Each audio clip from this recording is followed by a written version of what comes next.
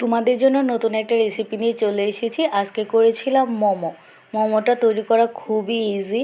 আমি এইখানে পরিমাণ মতো আটা বা ময়দা, তুমি যেটা নাও, আমি ময়দা নিয়ে নিচ্ছি। তারপর এতে কর্নফ্লাওয়ার অ্যাড করে দিলাম, 2 টেবিল চামচ কর্নফ্লাওয়ার দিয়ে দিচ্ছি। তারপর এতে আমি স্বাদ মতো লবণ দিয়ে দিচ্ছি। তোমরা যদি লবণ বেশি খাও সেক্ষেত্রে কম বেশি করে দিতে পারো, আমি যেমন খাই সেরকম দিয়ে দিলাম। এতে সাদা তেল অ্যাড করে নিলাম। এবার এই মিশ্রণটা খুব ভালো করে মাখাবো। সবগুলো উপকরণ খুব ভালো করে মিশে যাওয়ার পর আমি এতে হালকা হালকা করে পানি দিয়ে মাখিয়ে ডোটা তৈরি করে নিব। পানি একবারে দেওয়া যাবে না, হালকা হালকা করে দিতে হবে। তারপর দেখো এরকম একটা সফট ডো তৈরি হয়ে যাবে।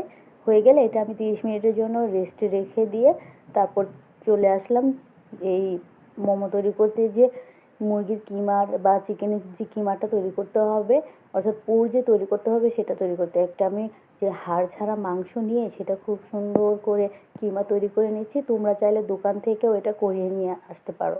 তারপর আমি এটা একটা প্লেটে ট্রান্সফার করে নিলাম। এবার এতে যেসব মশলা লাগবে সেই মশলাগুলো দিয়ে নিচ্ছি। প্রথমে ভিনেগার দিয়ে দিলাম, অ্যাড করে দিচ্ছি লঙ্কা বাটা, তারপর আদা আর রসুন বাটা অ্যাড করে দিলাম। এবার স্বাদ মতো লবণ দিয়ে নিচ্ছি। এক্ষেত্রে তুমি পরিমাণটা বুঝে লবণটা দিবে, আমি সেই স্বাদ মতোই দিয়ে নিলাম লবণ। কিছুটা অরিগ্যানো অ্যাড করে দিলাম, তোমরা চাইলে এটা স্কিপ করে যেতে পারো। তারপর কালো গোলমরিচের গুঁড়া দিয়ে দিলাম। এবার এতে দিব পেঁয়াজ কুচি। পেঁয়াজ কুচিটা একটু বড় বড় করে কাটার চেষ্টা করেছি, যেহেতু চিকেনের কিমার সাথে এটা আমি মাখিয়ে নিব সেক্ষেত্রে একটু বড় বড় করার চেষ্টা করেছি। দেন কিছুটা সাদা তেল দিয়ে তারপর এটা আমি খুব ভালো করে মাখিয়ে নিব। যেহেতু এটা ভাজা হবে না সেই ক্ষেত্রে তেল দিয়ে মাখিয়ে নেওয়াটাই ভালো। খুব সুন্দর করে মিশিয়ে নিচ্ছি সবগুলো উপকরণ। মেশানো হয়ে গেলে এটা সাইডে রেখে যে ময়দাটা আমি রেস্টে রেখে দিয়েছিলাম সেটা নিয়ে এবার ছোট ছোট মোমোর আকৃতি করে নিচ্ছি।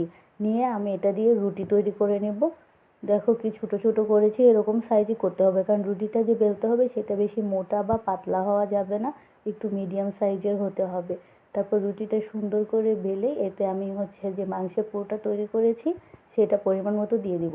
তোমরা যে কোনো শেপে তৈরি করতে পারো, আমার কাছে যেটা ইজি লেগেছে আমি ওই শেপে তৈরি করছি। আমি অলওয়েজ এটাই করি। এর আরও অনেকগুলো শেপ আছে, তোমরা চাইলে সেটা ট্রাই করতে পারো। এটা আমার কাছে ইজি লাগে তাই এটা আমি করছি। আমার কাছে মোমো বানানোটা খুব বেশি সহজ লাগে। আমি এর আগে অনেকবার তৈরি করেছি। তো এখন আমি এটা স্টিম করতে দিব। অনেকগুলো বানিয়ে নিয়েছি, তোমরা চাইলে এটা ফ্রোজেন করে রাখতে পারো। আমি এটা স্টিম করার জন্য একটি স্টিমারের মধ্যে আমি তেল দিয়ে নিয়েছি। তুমি চাইলে এটা ফ্রাই করতে পারো। আমি যেহেতু ভাজা পোড়া খেতে বেশি পছন্দ করি না তাই স্টিম করে নিচ্ছি। এবার আমি অনেকক্ষণ এটা রান্না করে নেব। আমি চুলায় গরম পানি দিয়ে তারপর এটা দিয়ে দিলাম। দেন এই তো তৈরি হয়ে গেছে আমার মোমো। এটা এবার সসের সাথে খেলে অনেক বেশি মজা লাগবে। তোমরা অবশ্যই অবশ্যই বাসায় ট্রাই করবা। ট্রাই করে আমার কমেন্ট বক্সে জানাবা যে তোমাদেরটা কেমন টেস্ট হয়েছিল। আমারটা খুবই ভালো হয়েছে।